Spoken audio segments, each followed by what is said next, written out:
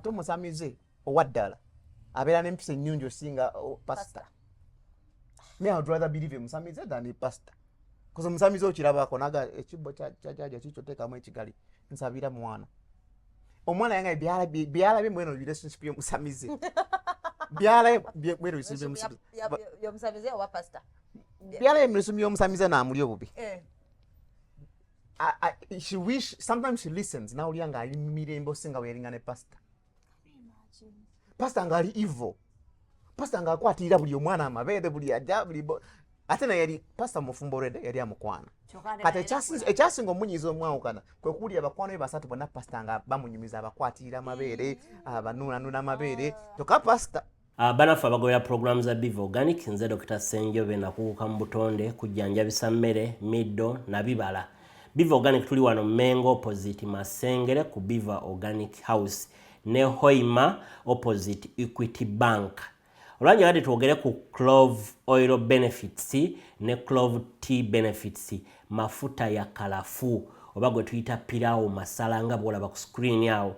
Fe ku Biva Organic tukolamu ka clove oil kano ne tukolamu n'amajani ga clove tea. Abantu abalina ekizibu ky'okuba nti owunya akamwa kakuyamba akadagala kano kalinamu eugenol medicinal component. Kayamba nnyo ku bantu abalina toothache ng'olumizibwa amannyo tonyeza awali erinnya erikuluma oba senyesa akadagala kano ng'omaze otteekako toothpaste.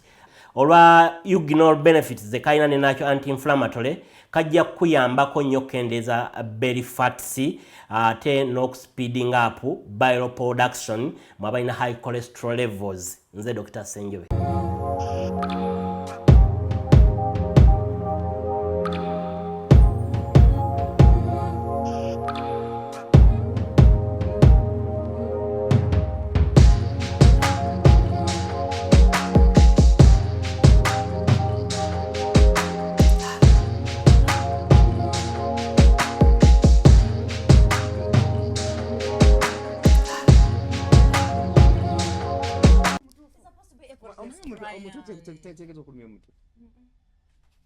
Omuzeno adeeri naye omusajja wabanga kyogamba kyakola akubala alina kyakubala ko Doreen nga buli kyomugamba kyakola.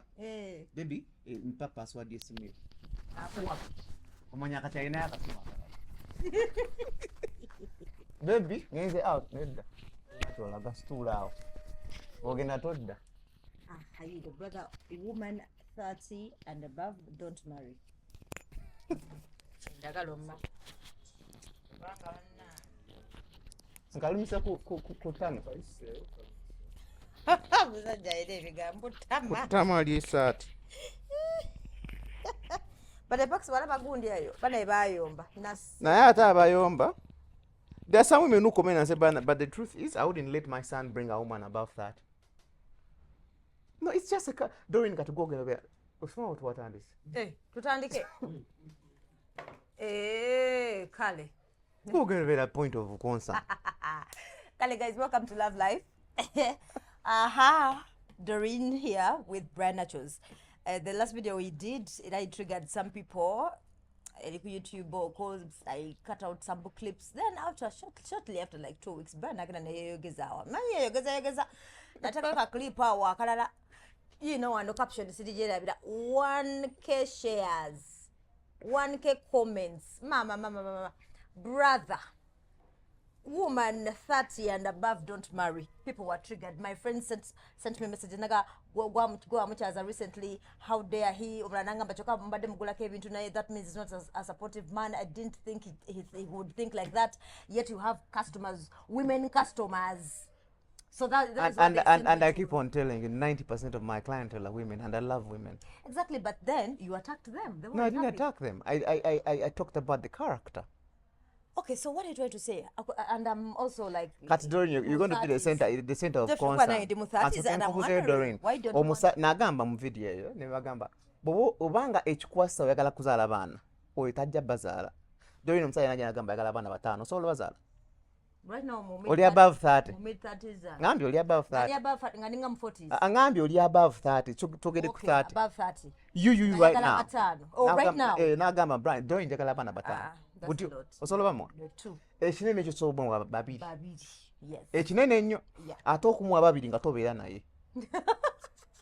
Nga it's an open marriage. Bw'obeera ng'obeera naye nga muli mu bufo obuteredde mugenda kulwana mangu. Oh, You know why? God, no. I was giving characters of women in that category. I said in that category, the reason why young men should not run for them, they are highly emancipated. And they are opinionated. Doreen, eri ebintu omusajja byataza kugamba nti tokola kino n'otakikola. Kati omuntu atandika obutandisa okwasa omutototo. Kati muba mugenda kulwana. That's the only issue. Omusajja ngali mu 20s, eh? No, it's not 20s. Age mate war, kategorize age mate war. Yeah. Doreen, Tuja clashing. we're gonna clash. You know why? You're in the space where you feel like I got it. Yes. I got it. I mean, oli mukuyiriba content wo. Oli mukuyiriba deno. Omusajja agambe Doreen. Chusa omulimu nguganye. Would you? Huh? No. I wouldn't. Omukazi above 30. Have you been on this show of Gamba? The older a woman gets, the sweeter she becomes. Didn't I say that? Yeah, you say that. I mean, that means I'm not against old women. I love women. And I said the sweeter it becomes, the age it is. But this is the context of marriage of young people marrying. Okay. Omusajja bw'akuwasamu egyo emyaka abagenda kufula single mother mangu nnyo. Manyi lwaki? Temugenda kukkiriziganya ku bintu bingi. Okimanyi Doreen toyagala kamanyiro? Asagala. Naye kimanyi basajja mu bufumbo bamanyira. Bukasabira comfortable nakuza. Amanyira. By the way, I've heard about that. Kati omanyi omuntu gwe sobola manya n'aguma. Malayika so gumanga gasumba mumanyidde. So what people were saying was true. Aso agenda mumanyira n'omujooga ayina omujooga. Kakati this is bw'oba oyagala onoonya gw'onaajooga. Tosafuna muwala above that age. Kubanga ajja kukuleetera okulooza toli musajja enough, but you're man enough. It's just because you don't fall under bite what you can afford. Bro, bw'obanga osobola omukazi ng'omwepikira omusobolamu eyo period. Siganye kumuwasa. If you're above 45, a woman above 30 is good for you. Naye Gasumba, how old is Uncle Gasumba? Yeah, he's in his 60s. Bw'abanga teyalondawo ba agement yamwe. Namulyako kaklipu kamu gagamba. Nafunako omukazi awo ng'ali mu 30 and above, ng'aba single mother, naye omukazi ng'alina omutwe omunene yantawaanya. Ate nga si mutwe munene meanwhile. Omanyi waliwo enjawulo gye tulina okwawula between omutwe omunene ne character y'omuntu. Okay. Though anyway, if I tell you jump and you ask me, why am I jumping? You are assertive as a woman. You need to know why you're jumping. You're not like a little girl who How they high? say jump and you ask how high. How high? I get your point. Dori binayogerako nengamba mu video nti Dori no sokola sex buli lunaku every day. Ku shed joy nakati. Eshinene nnyo, I think 3 times a week. Mu video nagamba bw'obanga ekikuwasiza sex omukazi above 30 muleke. Tojja mufuna every day. Why? Baba bakola balina dreams they are chasing. Ate they don't depend on you. No. Malayika depends on Gasumba on everything. Exactly. Kati bwamugambira jjawo teekawo alina oteekawo. Because amweguya. Exactly. And let me tell you, as a man olina ofuna omukazi akweguya yagenda okuyamba gemaka agenda oteera era dolina obeera nga olina omusajja gw'olina nga tomweguya manya the relationship is not going nowhere. Nze omweguya bara nanyini na but if he's a provider I can respect him naturally. Respect is not about what he does. The fact that you accept him to be your man, you must respect. That's the code of relationship. Okay. Don't njukira leo soma Bible. Okyakisoma? Sinyo, but I try. Nesi bimanyi. Kasita okkiriza omusajja abebbaawo. Respect is rule number 1. You gotta be submissive. Oba yenkana atya, oba talina ssente, oba mwavu, oba teyasoma, the moment you accept Bryan magulu gaagano gwe musajja wange. Kyateekwa olina okunrespectinga. Kati bwe tugamba nti women above that age bali emancipated ayina bamanyi rights zaabwe ate ekiremesa abakyala okufumba knowing their rights. Era bomanyi too much rights tojja kufumba. Bino like I know my rights. Tojja kufumba. Sijja fumba yo sijja kukola biki because you know what if you know your rights. Working because I know my rights. Omusajja batajja kusobola. Eh, So kitegeeza bw'enfuna omusajja nga simwegoya obufumbo tebujja kukola. Doreen, if you are in a space where you feel like, I cannot lose this man, not because of his money. Ekimanya sente kuletera okweguya omuntu. No. I think there are many factors. There is also At this rate, Doreen, emotional support. there is no. Moya video nagamba, there is nothing you can do to excite them. That's what you said. And people were like, really? Doreen, is there anything that excites you now? Unless motoka, does it excite you? No, the fact that I have a car in a way, that can excite me. I mean, you've traveled. If you say, let's go to Dubai, would you be overly excited? I can't miss this. No. I said, women at that age, then there's nothing you can do that excites them. Though when you've seen enough men, abayaye, abakwana, abayaye, ababi, No, age brackets zona. ozirabye. Oh, yeah. Bwe tugenda mu byekisenge size zona ozirabye ne speed zona ozirabye.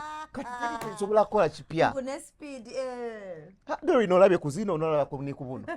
Kati kiki ekipya, what's new? So my video nali attacking abawala bakazi bakulu. I was giving their character. Oh, so we were triggered the wrong way. It was triggered. Akagatomu kamutuuka. Just no. Bamanyira actually number.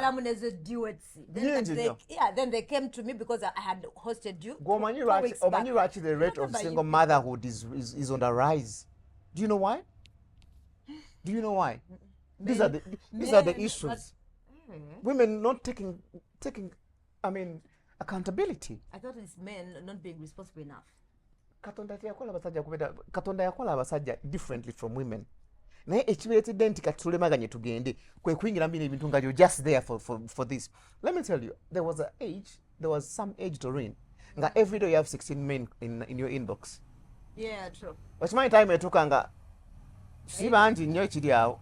Gamba wale wenagamba kone bina ndenga bana you know like akambira nga there's no one says bankwana ndenga bana WhatsApp like kati time ate etuuka nolaba nga buli akwana takujjaamu ekyo gye kiri time netuuka at a certain age nga tuze mu X. Ne mukaba katonda wange. No, the reason is nze chenali supporting my video nagamba I think women have got to understand that while we're talking about age shaming, that's not age shaming. People thought you were age No. shaming. Actually, women thought you were. That's why they were duetting and they were so bad. I'm a lover of women. Single, and they were like, exactly, that's what like, imagine, he keeps like, I mean, clients with Bakazi. I'm a lover of women.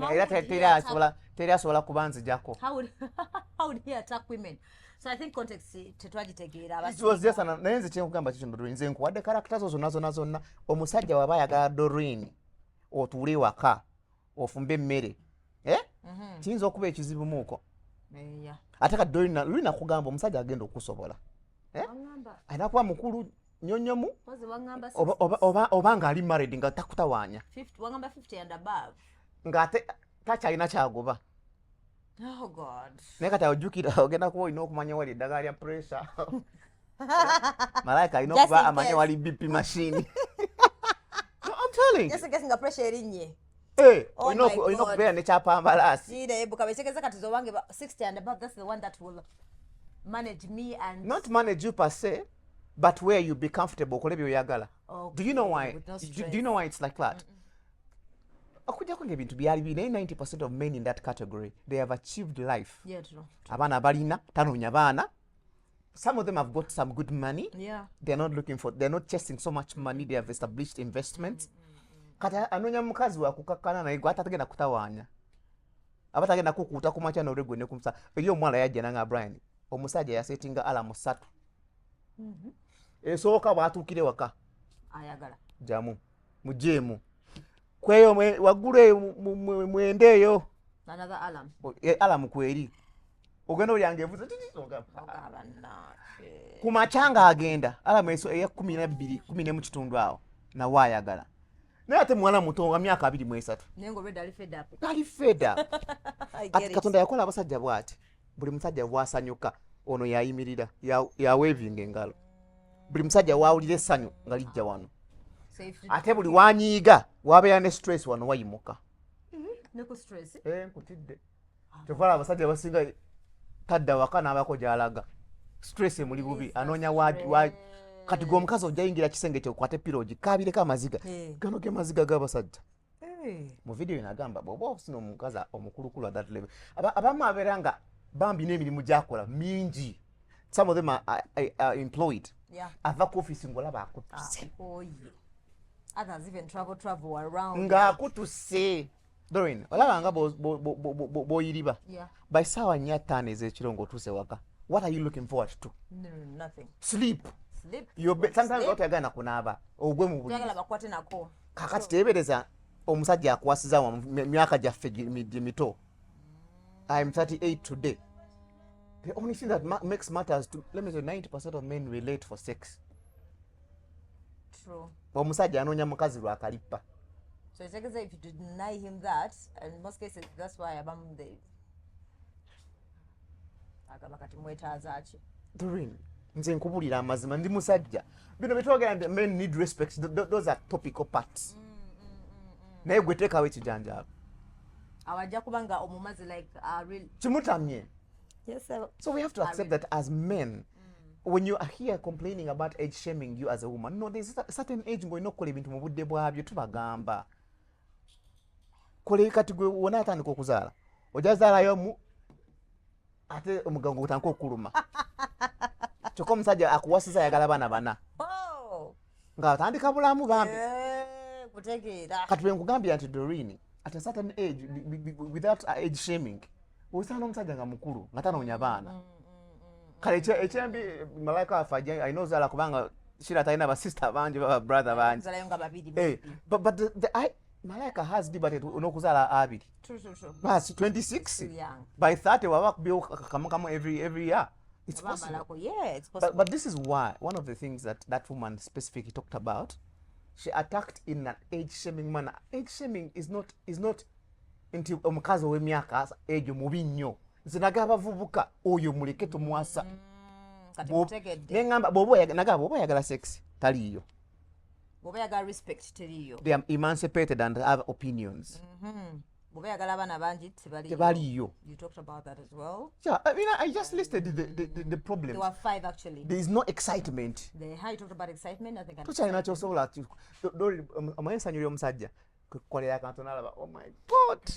Ng'osanyuse. Kati Malaika bamugulira akamotoka kasumba keyagamba nti katono n'asanyuka essanyu ne limutta. Nalinako omusajja alina abakazi babiri. Ng'agulira omukazi Kuruga. Wow. Omwana omukazi n'aga no, I didn't want Kuruga. I told you I wanted a Lexus that looks like a Harrier. Wow. Haji n'anyiiga n'agamba, omukazi yagigaana, I don't like a Kuruga. Meanwhile, at the time omukazi oyo yali avuga ka Harrier. Kati yenga yagala kulevetinga from that Harrier akakadde eli Lexus efaana Harrier. Mama, Haji n'akatwala wa namba ono muto. Omukazi yafukamira n'agwansa Haji bana, thank you so much. Yali avuga tuvitizi waliwo tumotoka tukadde tu spasio. Kati eri ebintu by'okolera omwana mu myaka emito n'owulira nga you have it. Nga you have it. Every man's power and happiness is to see that the woman they have appreciates every effort. Naye okola kino omukazi n'akutenaga kalangala gy'ontutantu babatwala Hawaii, babatwala oyogera kalangala bagenda Paris ondeseno omwana omutwala just wano Nairobi essanyu n'awulira nti bamutute out. Bifaananyi biki she'll always actually worship the brand. But the woman at that age, you're taking her to akasafari ng'osasudde asobola n'ebyesasulira ye tutekwe ne ku byebbeeyi ebisingako. No, I understand. I think now I'll get you confused. Knowing the things you do for yourself, nga tewali abikoledde. Oh yeah, many buy them. You buy yourself phones. I do. So if I buy a phone, will it excite you? Let me tell you, there's someone recently sent a phone. I was ignoring him and stress. Something you mentioned, 32, 33. So why is in which country am I? So it's because calls and sends a message. Hey, by the way, there's someone who's going to deliver your phone. It's Indian, but when you receive it, let me know. So I don't know why I was triggered. There was a message. So the best thing you can do. So I didn't even actually I felt disrespected. Exactly. I'm not gonna pick up that phone call. Number one, tell that person not to give me that. You can give it to someone else. But for him, it was a gesture of feeling like in Chikubye. Exactly. Those are the issues I'm talking about. That young man does not know. Because at a certain age, they don't. Yeah, we are not easily excited. True.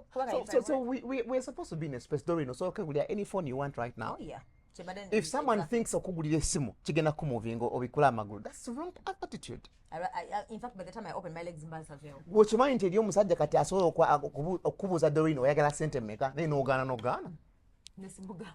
no oyagala sente mmeka ompeeko Bajjo n'agamba oyagala sente mmeka in all men, oh God. n'ogaana. You know why you refuse?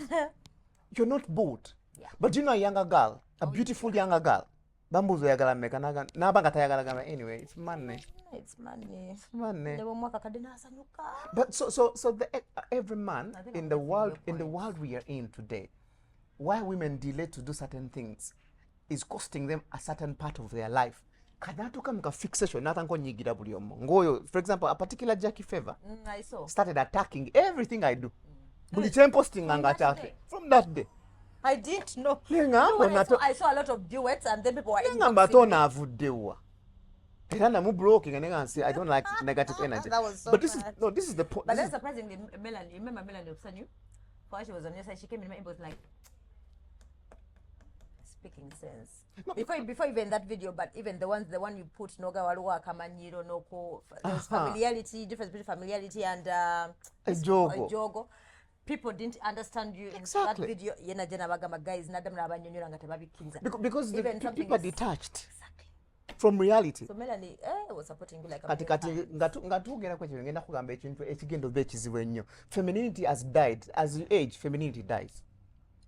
Really? As you age. I thought like it stays on like femininity dies as you age. Because the things that made you feminine no longer make sense. You know what makes you feminine? Okay, as you grow older. Hey, no longer makes sense. When your mother used to tell you, mwanange yambalako bulungi.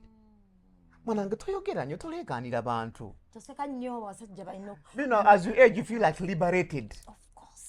Femininity dies. There are certain things you didn't wear at a certain age. Ngogamba no. Femininity. Kati obyambala because I'm 40, I need to be sexy. Yeah, no time kukuzinya mu gym ngoli mu patra. Because they say, you know what, men won't marry you if you're like that. If you wear like that, you attract. But femininity dies.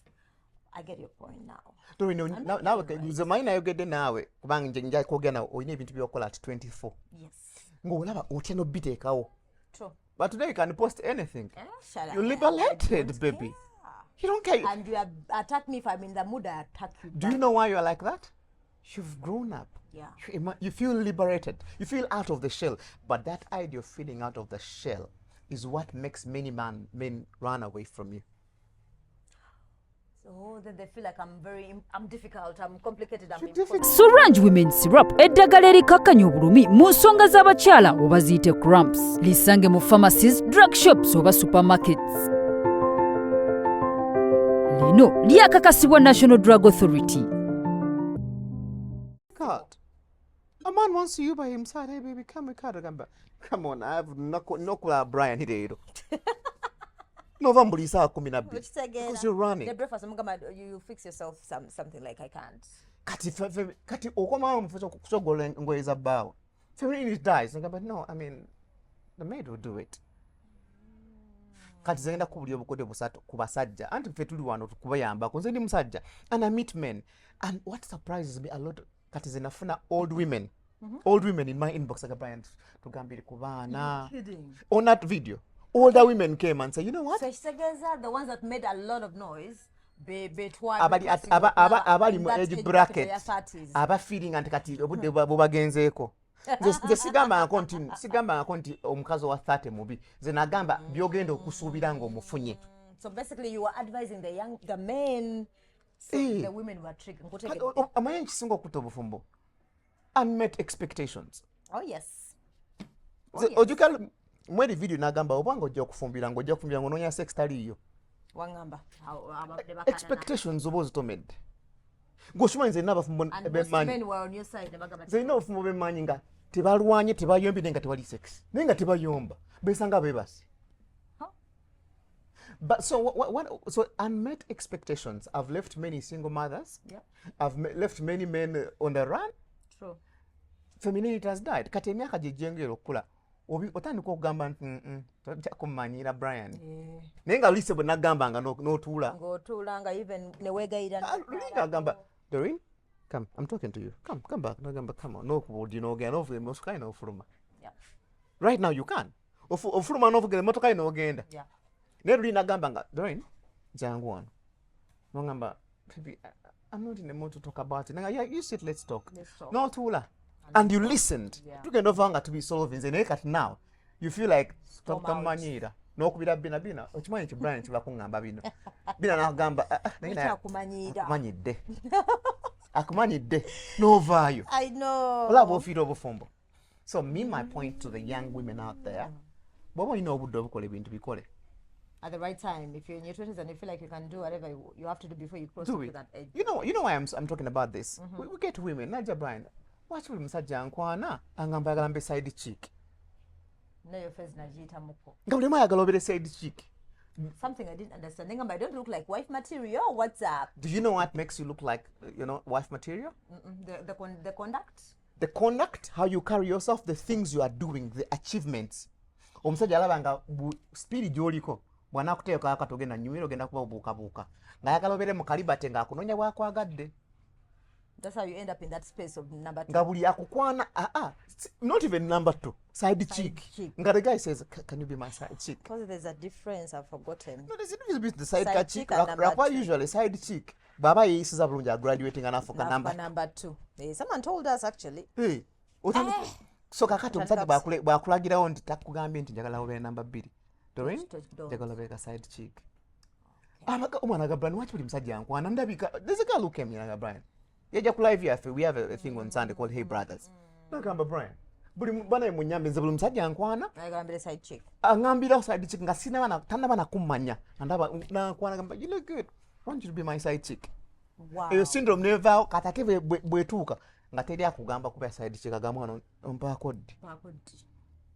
Nga abayala nga buli wakwana agamba tusooke tuzaale ndio soko nzalireyo omwana nga buli kaseera buli omwana akusaba mwana soko mpa omwana tuzaale niyo phase weeri kati bwe nkugamba nti those phases of soko mpa omwana nga tezinnajja gy'oli bweba tezinnajja gy'oli bw'ofuna waki njogedde bino nti waliwo omwana mweyo period yajja nanga Bryan nze gwolaba nafunanga abasajja nga 6 buli omu nga ali ready to propose marriage.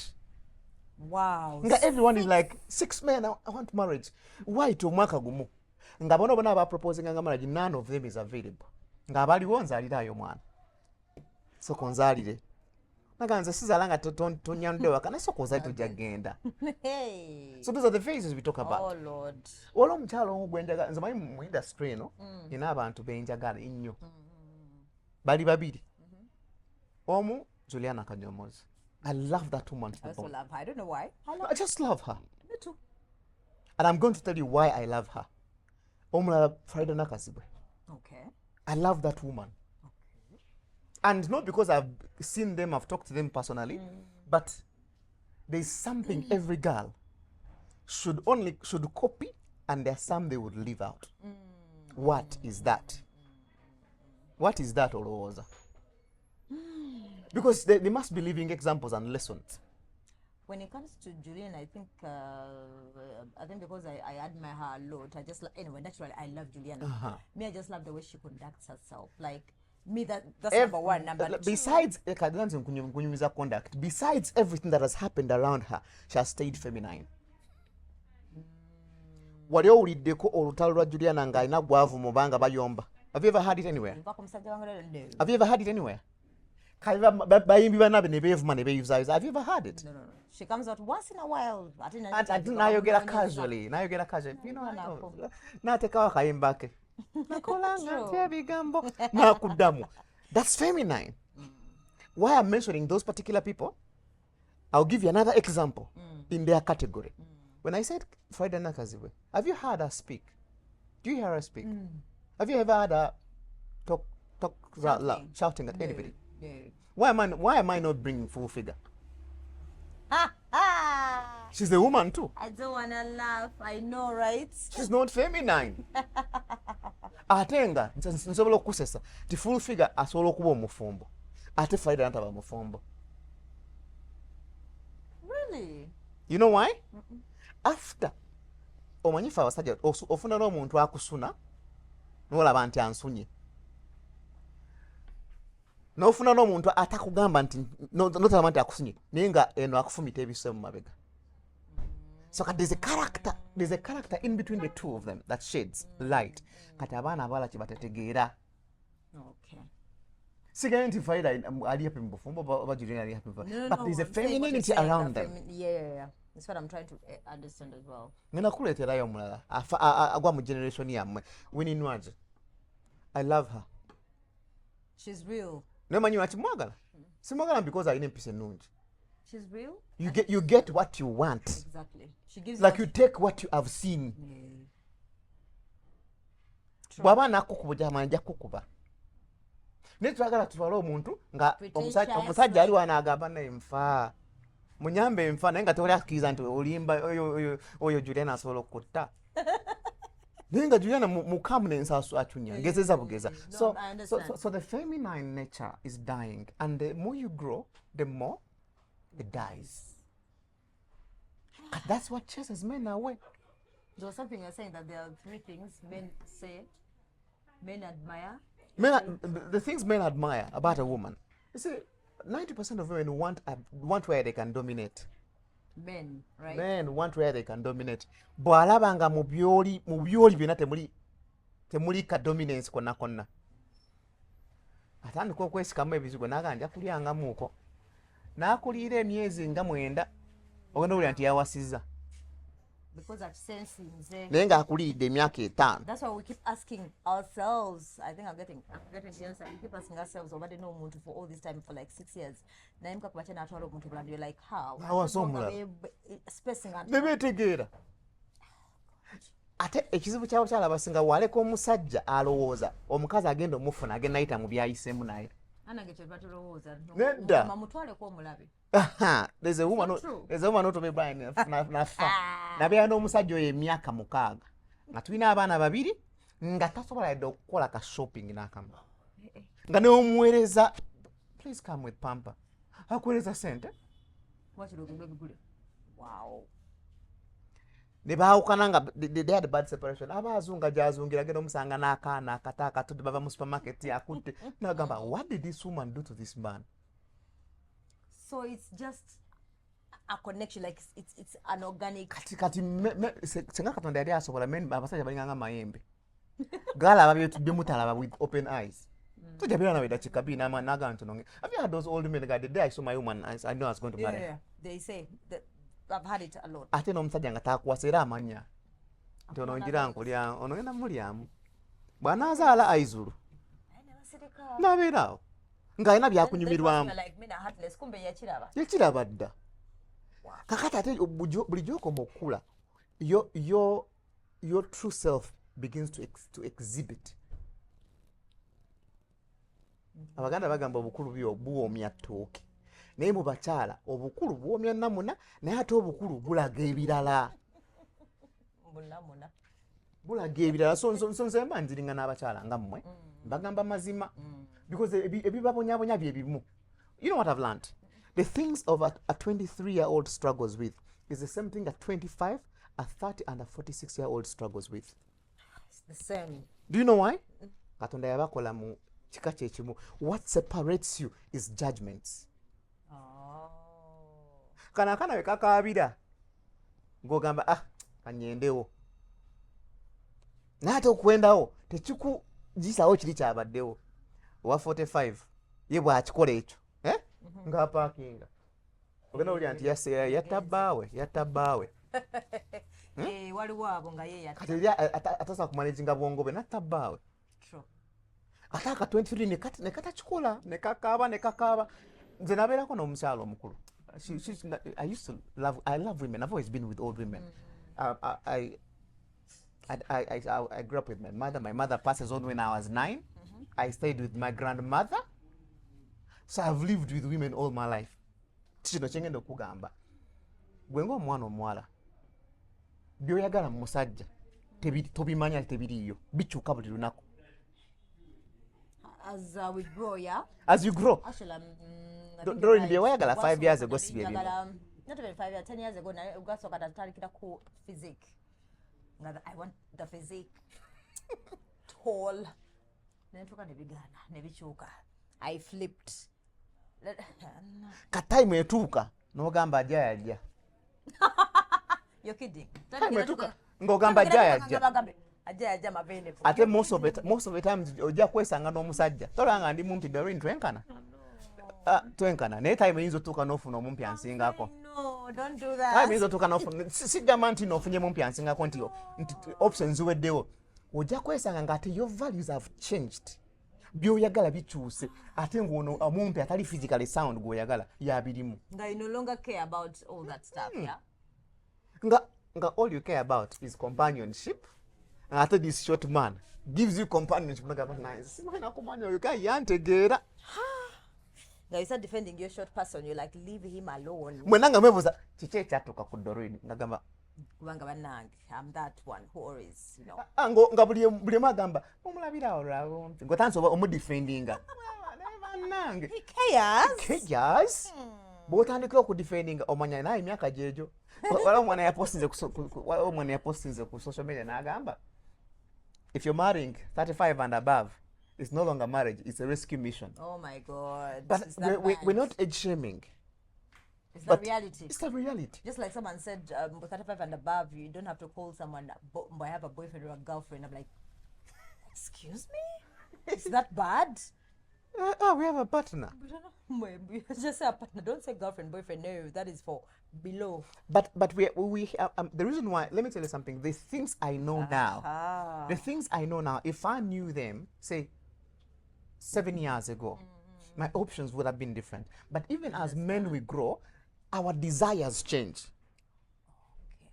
But new age brings different things. True. That's why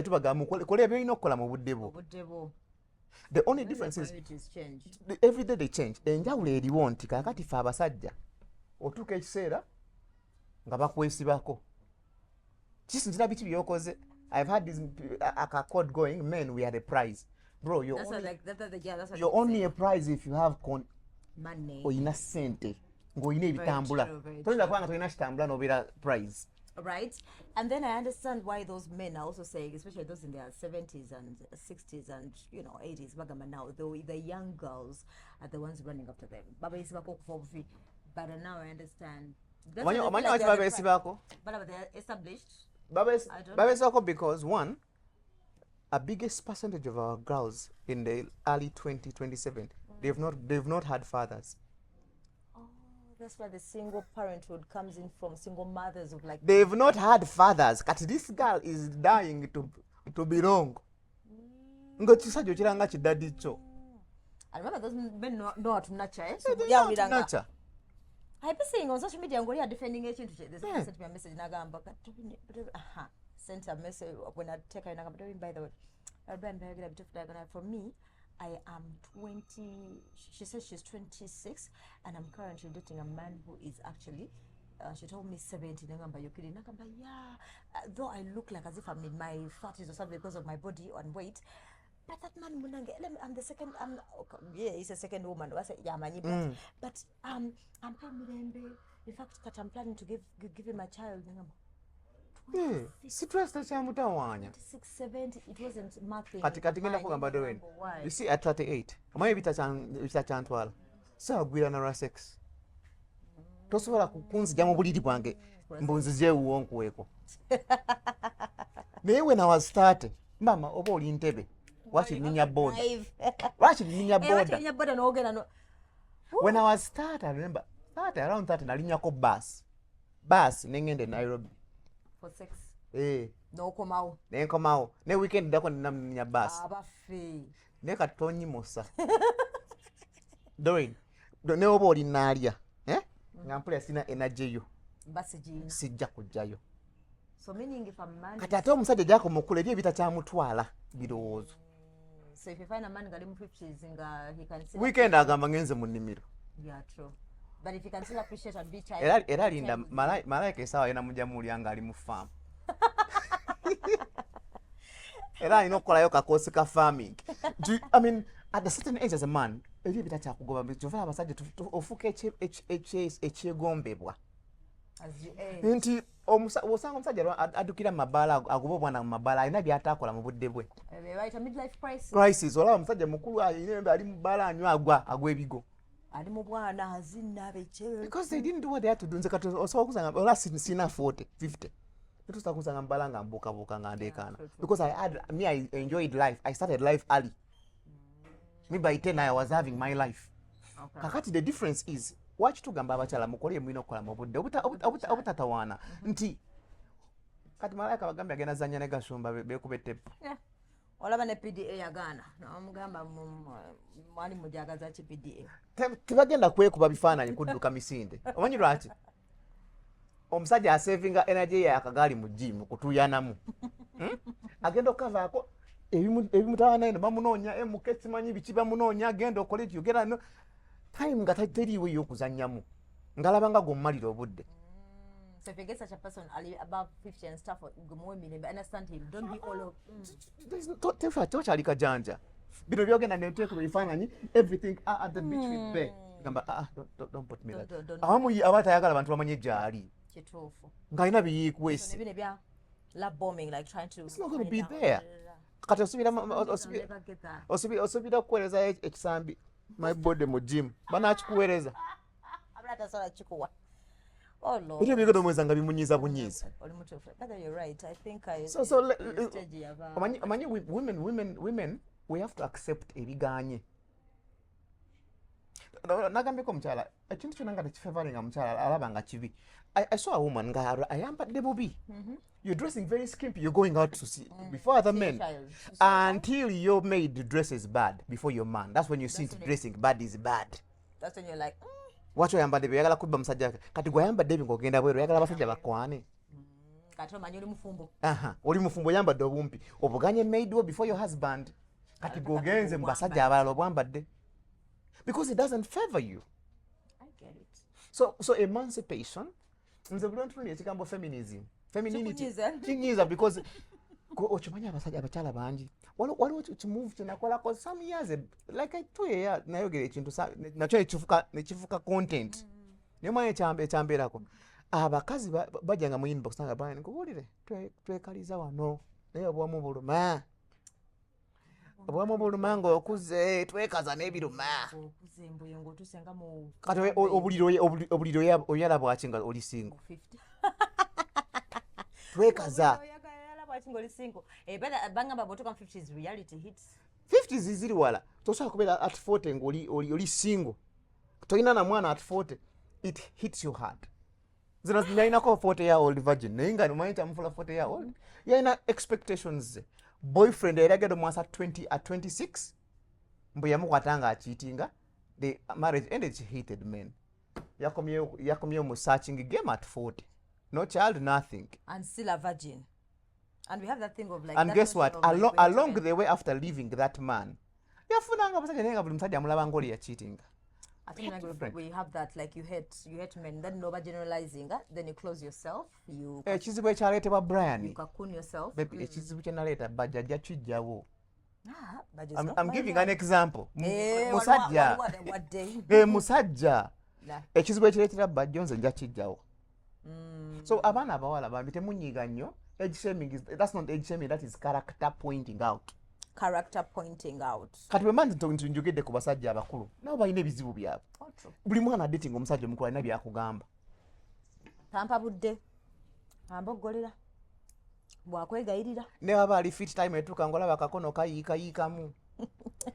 Si buli musajja nti omukadde talina maanyi. Nze I have a 76-year-old guy who is very, very... You look at him notakkiriza. Yeah, true. Remember what? You look at him atokiriza because they've taken care of themselves. There's an old man I know. Young man emyaka gino ente n'okutya. He's a known person. Wow. You see Moses Lumala. Yeah. The guy used to be a driver, a rally driver. Man, I looked at that guy and I keep saying this. I want to be like him even when I'm 50. Wow. He's fit, physically sound. Wow. Kati kwefaako. But you as a woman, bw'owanda atandikidde okwefaako ate otandise kuzaala. Doreen. Banange. N'abaana abakazi bemanya nti 40 nga bwakugamba nti 40 tojja kukkiriza because she gave birth at 26 n'amala natandika okwerabirira. She's now enjoying herself. Yeah. Naga Bryan, I don't regret having my children early. Earlier. I have 4 kids, but you look at her body and like, whoa. Kati ku 35 otandise kuzaala abaana wantandikira okwerabirira to look hot. I'm not saying that every plus size woman is ugly. Me, I like plus size. I don't like tiny people. Really? No, I'm a thick girl. I'm a thick girl person. Njagala ekifisi agala gumba. But so as we grow, nga abakyala bategeera bino byetwogerako nti bw'omanya ebizibu byo kkiriza nti kizibu. Don't be offended by it. Bagamba nti oba wakiza omusajja omumpi nga Bryan tegeera bino wammanga. Tokyogerako nnyo nti musajja obumpi. Ekyo kisirikire. Bye bizibu byaffe. Kati mani mumpi nga toyogera ku bampi. Kati now you are attacking me. Kati omanyi we nayogedde kweyo topic. Omukazi yaze naga Bryan kyogereko nze nno omusajja omukadde naye omusajja omukazi ono kyankola. Mba sinayogera kigambo nga yakisummarize nze dda. Anyiiga mangu. Entondo mpitirivu. Oh, yeah. Before you say anything, he thinks he knows what you're going to say. Wow. Kati kizibu kati wegamba nti va ku basajja abafumbo abasajja abazeeyi bajja kunyiga naye ebizibu bitu highlightinga nti gwayagala omuzannyo gw'abakasa togenda gufuna ku bazeeyi abakulu abo. Ojja munyumiza ensonga ng'onyumya kirala misinterpreting. So are you comparing me to the boys? Omulaga ka video k'omwana ng'akola gym n'agamba so my body is not enough.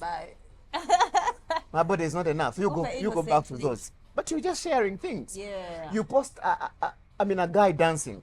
Nagamba mama kati nango yagala mzine bino. Everything is just ntondo. True. So baby girl, I get it. last time we twayogera.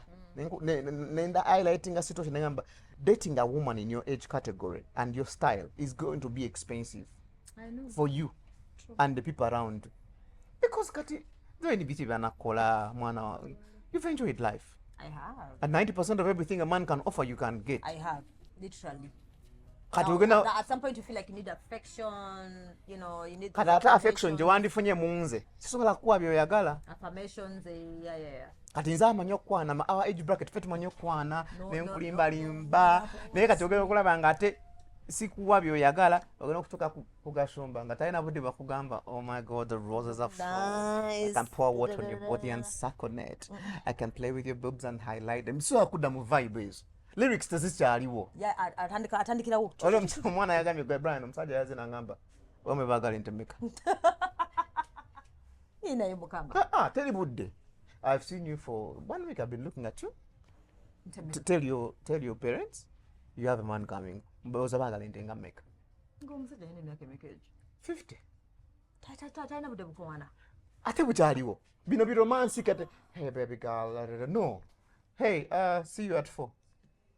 Oh, sky is for dinner. Bryan, the way I love being, oh my goodness. Auntie, wabi missing. I love those words of affirmation. Wabi missing. Ajja kusanya agambe ne gwe mama mulunzi, ajja kuba mama mulungi naye bine entondo. Atandika okugamba ebyo.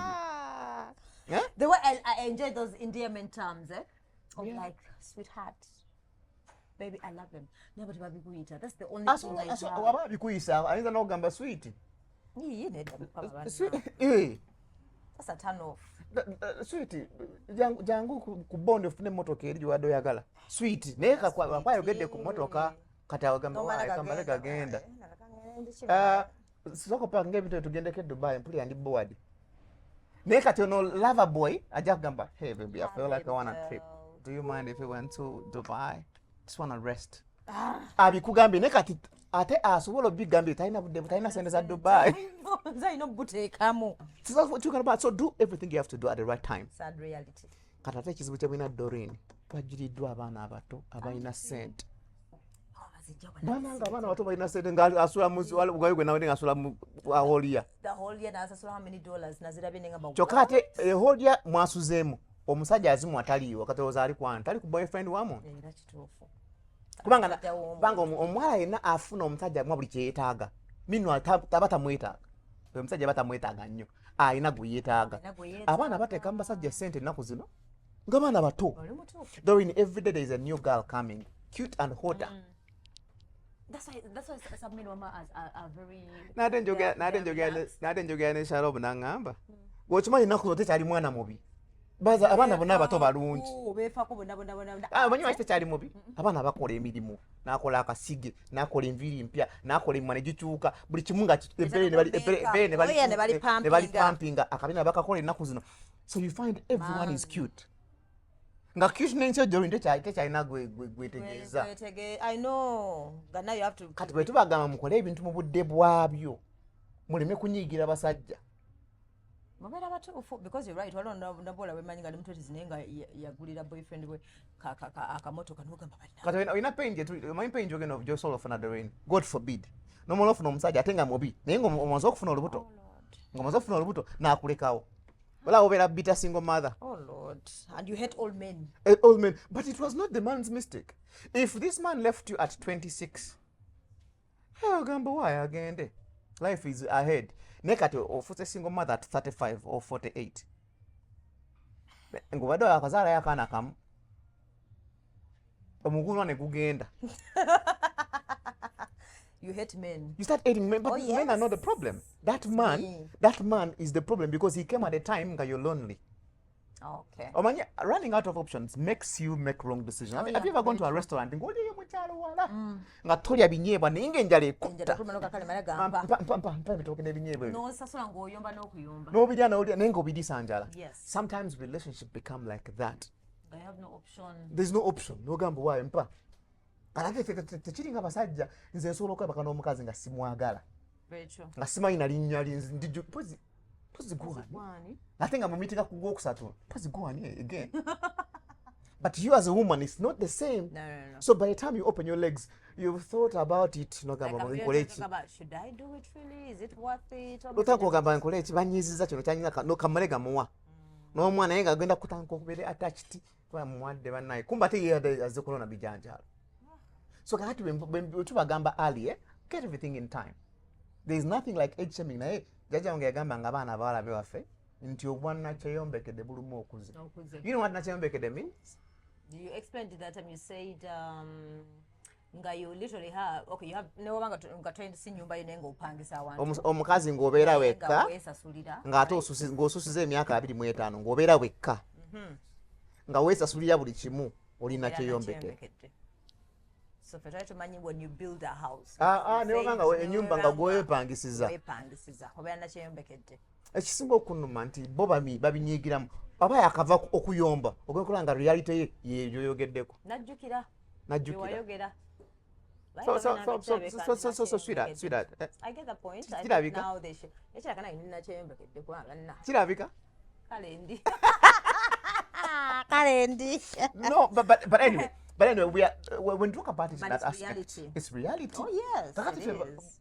Was omuntu gagamba motivational speaker motuge. Nenga, this is not motivation. You know, motivational speaker ye muntu ayogera ekintu motivational speaker ye muntu akusaamu essuubi olitali naye naakubulira amazima si motivational speaker. Begamba dali ntofaayo ne kwana ogenda kuzaala bagenda kukuba embaga kwana. Tozaala katofaayo tomala gazanyira tozanyira omusajja w'ebbeeyi ajja ate nga ali single ate nga at 40 ojafuna omusajja ali single nga atalina buli musajja ki at 40 ng'alina buli sente zoyagala ng'ali single atalina na mwana nga tazaalangako. Kati abakazi babeeramu ezo zigunde I can't date fantasy kati nze siri mu fantasy world. Wama sister gwatulaba ng'oli mutototo ng'olina options nyingi tandikako kati. Kati kankubule omanyi ekifula abantu single mother. Ekifula abantu single mother si musajja mubi ate si mukazi mubi. Nakugambye earlier. It's wrong choices.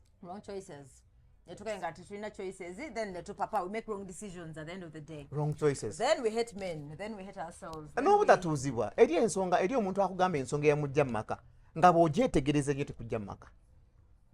In the same video nagamba in that same video nagamba abakazi nti abakazi the first thing agamba bawuliza nnyo ba motivational speakers abakyala okusinga men.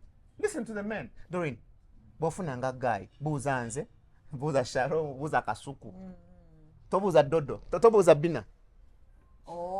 I ask a fellow man. I mean, I ask a man. Ne obuuza ono asobola gamba oyo akulimba eyo line yaffe tugimanyi neddoda ayinza ogamba bina ayinza ogamba oh my god I understand you baby atokkiriza nezinaga wakoze ekimpozi wati yakubye namugambye tammanyira nengamba wamuvumye musajja wamuvuma yakubidde ki nakumye oleeti wamma naye guy yandropinze kati gogola abiri okay guy is just my friend. That's stupid gamba baby you're stupid mpola nga benkugamba deye waka. I met a judge Lumu nangamba Bryan I had a divorce but before I had a divorce I was doing divorce cases. Okay. Ekyasinga okumumenya omutima n'okumulumya yagenda nga nawuliza ensonga abakazi ezibajja mu maka ng'ate ye nagamba wait a minute people can be patient with this madness. People can live for such reasons. Eri omusajja by the way yaje nanga Bryan omukazi namugobye nemugamba amugobedde ki omukazi tampaako. Wow. Nemubuuza takuwaako for how long? Tigana mu weeks 3. Gayalaba. Nemugamba eri abamala emyezi 3 mu mmanya nze nga okola kyewange. Buno omwaka ologa yatuwako story nagamba omwaka guys. I tried Nepira just because I love this woman. Nentanga no kumasturbating as something I didn't want to do. Ati kakati we nkugambya bw'owuliriza stories aba ogamba wayi na papa kangume kati problem yammwe gye mukola muwuliza social media activists bano baani ate nga bye bapostinga si bye balivinga ng'ekikazi ekigambye omwana w'abaani nti bamufuna because bawo yayenze bawakyalina abaana basatu ebweru okujjako nze jonali n'omukyala nga nze advise nje nawe omuwala wange yandima omuwala yajja bawe yamukwatse n'aka message kuva bwa muwala nemubuuza okimanyi taatawo bakansulira wano abaana bana babasuula ku gate taatawo ku myaka gya taatawo bakansulira abaana babateeka ku gate kati guli kunogera ka message kakati bwe tubyogerako ne bagamba you're making men feel like they can cheat on us. No darling, it's the reality. It's the reality. Men will always cheat, by the way. Not will always cheat. It's nature. Anyway, it's nature. But also webasanga nyo Doreen ng'ofunye omusajja agenda okusigala respectful in this manner. The Muchiga man once told a girl aza nokola ki. Yeah, I have a girl so nokola ki. Choose, you want to go, you go. But the other man will be like, maybe, so marriage is going to be a beautiful pattern. Bambi kola bibi no kola mbude Doreen. 2 years ago nagamba Doreen zala yakana. Wangamba nongamba mbuno wampa emyaka emeka 5. Kati mbuza ye 3. Kyabirowooza. Leka zala yakana. Omanyi kati abasajja abasinga balina ebizibu bisatu. Nze okusanga omukazi nga ayi 40 nga talina mwana.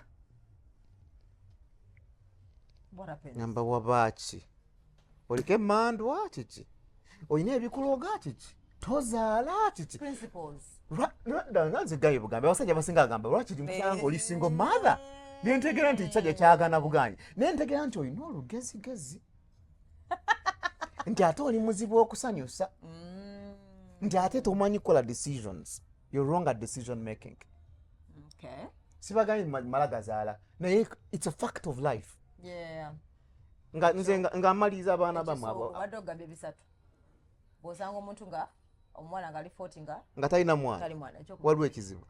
Namwe abaana abawala bw'osanga omusajja ng'ali aba 40 nga talina ssente nga tolaba mwana tolaba mukazi. Either akulimba, don't be excited. Or there's a problem. There's a big, it's not a red flag, it's a bomb.